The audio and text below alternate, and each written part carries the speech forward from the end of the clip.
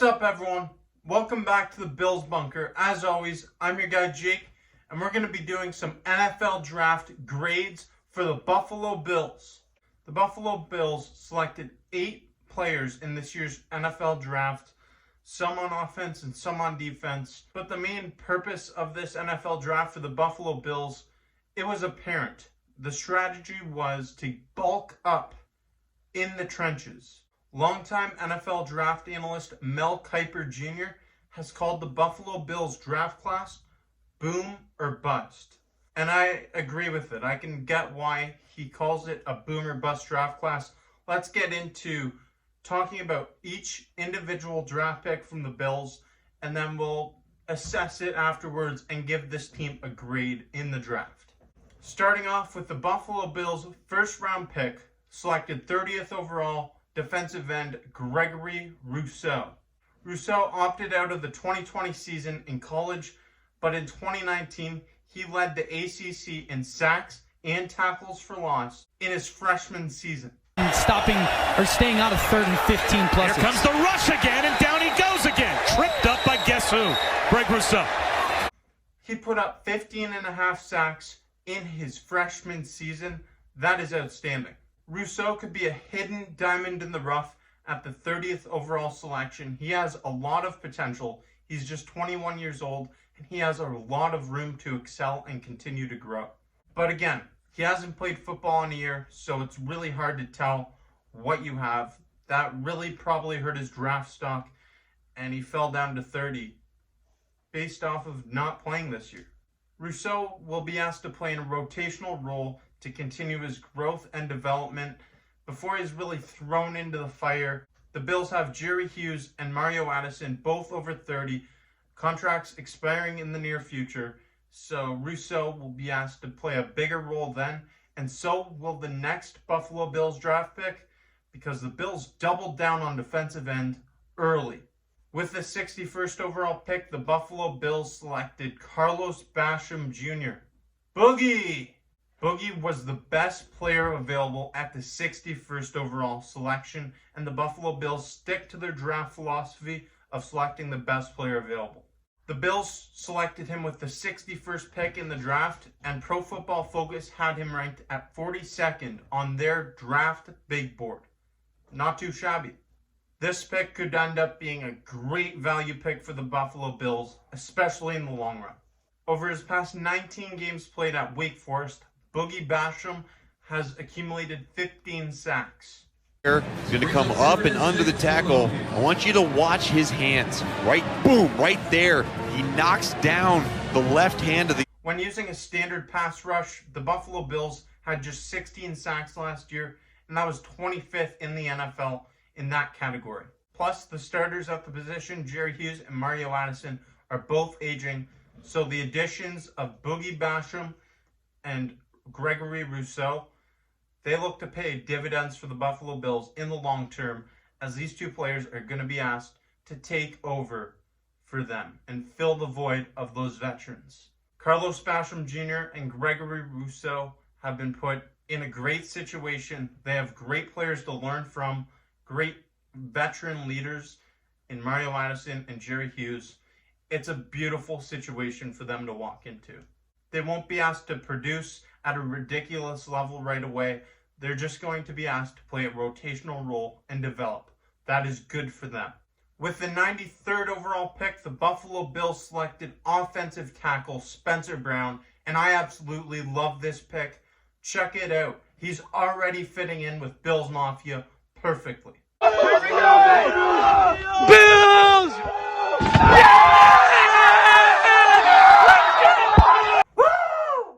That gets me hyped up. Brown is an offensive tackle. He's a swing tackle, meaning he can play on both sides. He stands in at 6'8", 314 pounds. This is a massive man. Quick jump, getting back in time. Lots of time for Dunn. And with their next pick, the Buffalo Bills selected another offensive tackle, Tommy Doyle, who was selected 161st overall in the 5th round. I absolutely love this. When I played football, I played on the offensive line. The Buffalo Bills are strengthening up in the trenches. That's where football games are won. The first 2 picks of this draft on the defensive side of the football, both defensive ends, and then you take 2 tackles on the offensive line with your next 2 picks. I love it. The Bills are beefing up. Doyle is another massive man, 6'8", 328 pounds. It's just more depth for the Buffalo Bills. On the offensive line, you get bruised, battered, you get hurt, and you can never get enough depth at that position. It's just so physical all the time. Doyle is an athlete. He comes from a hockey background, and he scored 9.9 on RAS, Relative Athletic Score, which is based off of players' measurements such as size, weight, production on the field, and performance. And they're compared to their peers from there. And Tommy Doyle was 12th of over 1,100 people to take the test. Meanwhile, Spencer Brown was first of over 1,100 people to take the test. The Buffalo Bills received the 1st and 12th ranked offensive linemen. I like it. The Buffalo Bills are drafting athletes to beef up their offensive line. I like it. While it's not all about your RAS score, it's more about your production on the field. I like the chances that these 2 offensive linemen have to succeed in the NFL. They are big boys and they are athletes. Watch for them to play valuable roles for the Buffalo Bills in the long term. They might not produce right now, right away, but this is a long-term pick. With the 203rd pick in the NFL draft, the Buffalo Bills selected wide receiver Marquez Stevenson. This receiver is speedy. So speedy that his nickname is Speedy Stevenson. Runner. The Tulane defense knew that. It almost felt like he was going to do it. Then he pulls up and drops a dime to Marquez Stevenson to start in an electrifying fashion, Matt. Stevenson is joining a stacked wide receiver core. He's not going to get much playing time right away, but think about it long term. Cole Beasley and Emmanuel Sanders both have contracts expiring in the next 2 years, and they're on the wrong side of 30. Marquez Stevenson, with their mentorship, he can groom up and clean up his game a bit more, and he could definitely become a starter in the long run. Oh, and did I mention he has the ability to return punts and kicks? In college, Stevenson returned 3 punts for touchdowns. He has big playability, and he is speedy. I love it. I love the addition for the Buffalo Bills. A lot of people might think, why are you taking a wide receiver? It makes sense to take a wide receiver when you have aging veterans who have contracts expiring in the near future. You have to think long term if you're Brandon Beane. Even if the mindset is to win right now, which it is, it definitely is win right now mode for the Buffalo Bills, you still have to take into consideration the long-term effects of your draft picks. With the 212th pick in the NFL draft, the Buffalo Bills selected safety Damar Hamlin. It says, why'd you miss treatment? You got no excuses. Back to number 20. That guy demands respect from the players, and they do respect. Hamlin is willing to do whatever it takes to make an impact with the Buffalo Bills. Hamlin said himself that he is willing to do whatever it takes to win. He doesn't even care if he has to hand out bottles at halftime. He just wants to be a contributor on a winning team in the NFL. And I absolutely love that mindset. Hamlin is a former teammate with fellow defensive back Dane Jackson from Pittsburgh. So there's some familiarity there. That will definitely make it easier for Hamlin to fit into the locker room. Look for Hamlin to be a big-time contributor on the special teams unit for the Buffalo Bills this year. And the very next pick, 213th overall, the Buffalo Bills made another addition to their defensive secondary with cornerback Rashad Wildgoose from Wisconsin. In 2020, Wildgoose was limited to just 2 games due to a broken scapula, but in his sophomore season in 2019, he recorded 33 tackles, 3 of which were tackles for loss, and 1 interception. If Wildgoose played a full season in 2020, it's likely that his draft stock would have elevated and he would have been selected in the earlier rounds. This injury that he suffered may be a blessing in disguise for the Buffalo Bills, who get him in the 6th round. Coming into this draft, it was very important for the Buffalo Bills to add at the cornerback position, add more depth. the Bills have just 2 corners on contract after this season, and that's Dane Jackson along with Tre'Davious White.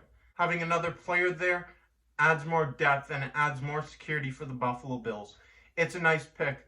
With their final pick in the NFL draft, 236th overall, the Buffalo Bills selected guard Jack Anderson out of Texas Tech. Another big offensive lineman. Anderson weighs in at 6'4", 341 pounds. Anderson has had his eyes set on the NFL for a really long time now. In high school, he was a second-team All-American. And the Buffalo Bills finally added to the interior of their offensive line. We drafted 2 players who can play the swing tackle position. I like it. Beef up the offensive line, get some more protection. But we added an interior offensive lineman with the final pick in the draft. Anderson provides more depth and competition at the offensive guard position, and you simply cannot get enough of that on the offensive line.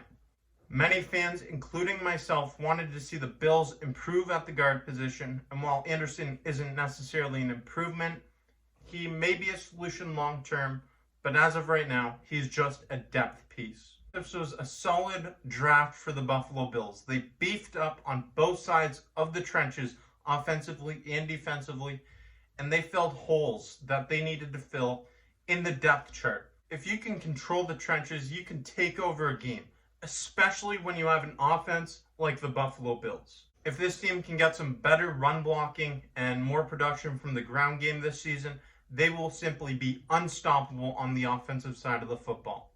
And defensively, I love the additions of those 2 defensive ends, and you get some more depth in that secondary. This was once again a great draft strategy from Brandon Beane.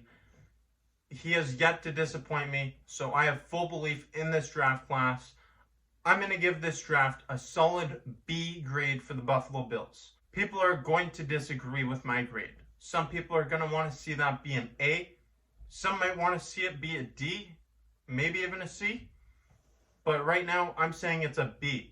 And I agree with what Mel Kiper Jr. said. This is definitely a boomer bust draft class for the Buffalo Bills. When you draft multiple players who haven't played in a year, it's going to be a boomer bust draft class for you. It's really hard to determine what you have, but I believe in this process. Trust the process. This is a great situation for these young, promising prospects to walk into, especially for the ones who are younger and have to continue to develop. They're a bit of raw talent right now. It is a good system for them to walk into because there's so many rotational roles, especially on the defensive side of the football. I really love this draft class from top to bottom. I believe the Buffalo Bills addressed the most prominent needs on both sides of the football, and this team got better in the long term. But I want to know in the comments section below, what are you thinking? How are you feeling? Are you liking this draft class? And what grade would you give the Buffalo Bills front office for the 2021 NFL Draft? As always, I'm your guy Jake. Thank you for watching this video. Thank you for checking out the Bills Bunker. Check out other stuff on the channel. Always have new content coming out. Until next time, let's go Buffalo!